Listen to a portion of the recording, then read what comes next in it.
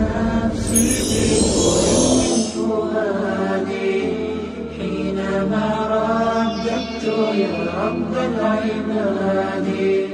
وانتشت روحي وصار الدمع يجري يا إلهي خذ بقلبي للرشاد أشرقت نفسي بنور من فؤادي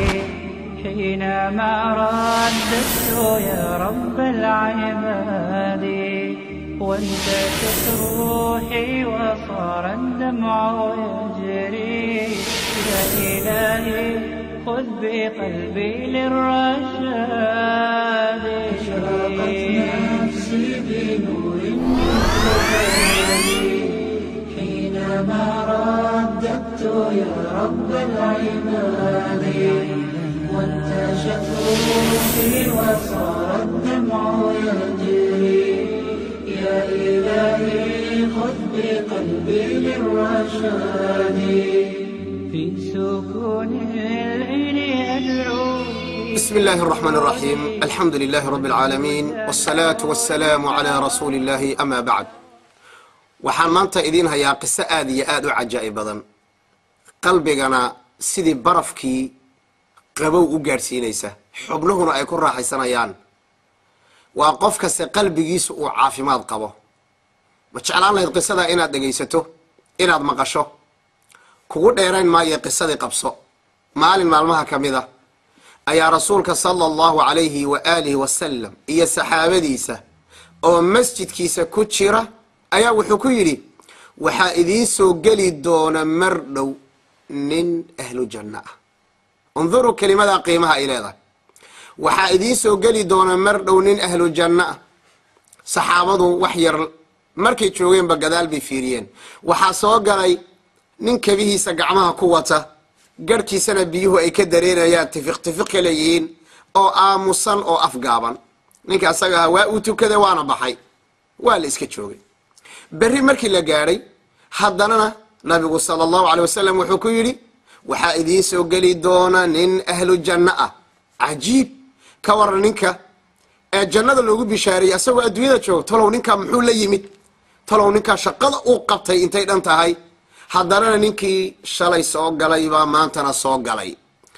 mar saddexaad ama maalintii saddexaad ayuu nabigu sala allahu caley wasalam hadalkii labadii maalmoodee hore uu yidhi oo kale ayuu yidhi se waxaa soo galay ninkii labadii maalmoodee hore soo galay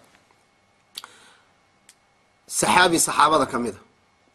oo weliba nin aad iyo aad dhalinyaro u ahaa ayaa wuxuu yidhi cabdullaahi binu camar binu caas go-aan baan gaadhay buu yidhi go-aanka uu gaadhay mataqaanaa bal inaan ogaado ninkani waxa uu jannada ku galay asagoo adduunyada jooga waan u tegey buu yidhi adeerow aabbahay baan xoogaa isdagaalay waxaan rabaa inaan 3 maalmood aan kula soo joogo maxaa yeelay wuxuu yaqaanaa cabdullaahi binu camar binu caas xadiidkii nabiga sal lla alay slam laa yaxilu lirajulin an yahjura akhaahu fawqa 3 aw fawqa 3 layaalin yaltaqiyaani fayucridu hada wayucridu hada wa khayruhum aladii yabda'u bisalaam labada qofa muslimiinta ah inaynan xanaaq iyo cadho ku kala maqnaan karin 3 maalmood ka badan asalku waa noocaa weeye cajiib 3 maalmood ka badan wuxuu yidhi 3 maalmood ma kula soo joogi karaa nacam buu yidhi saxaabigii wuxuu fiirinayaa ninkan wuxuu qabanayo wuxuu yidhi waa nin caadi ah xaaskiisi iyo reerkiisuu la dhaqmayaa habeenkii markii la gaadho wuu seexanayaa habeenkii markii la gaadho qaybta dambe ee dadka cubaada ahe alla caabudaa ay hurdada ka soo kacaan ayuu soo kacaa oo si caadi abu salaatuleyl u tukadaa 3 maalmood marka ii dhammaatay ayaa idhi buu yidhi adeerow aniga aabbahay wax dhibaato a nama dhexmarin laakiin bilaahi calayk waxaad ii sheegtaa sababka aad ku noqotay ahluljanna markaasuu yaa kuu sheegay nabigaan ka maqlay buu yidhi 3 jeer sala allahu calayhi wasalam asagoo kelimada sheegaya ee bilaahi calayka ii sheeg waxaad ku gaadhay maxaad u malaynaysaa inta aana kuu sheegin maxaad u malaynaysaa inuu saxaabigaa jannada ku galay nabiguna marag iyo makhraati oga noqday sala allahu calayhi wa aalihi wasalam وانا كلمتيدا ugu dambays qalbiga ku xidho warqad qoro iskuna da inaad dhaqan geliso kelimada waa maxay wuxuu yiri adeer wallahi amal badan oo aan islaahay jannad ku gashay ma u jiro oo aan ka ahayn waligay ma seexanin anigoo qof muslima qalbiga wax ugu haya anigoo qof muslima qalbiga wax ugu haya waligay ma seexanin muslimiinto dhan waan cafiya uqdad qalbiga waxba uguma qabto dadka qaar ba uqdad badan lama amaanin dadka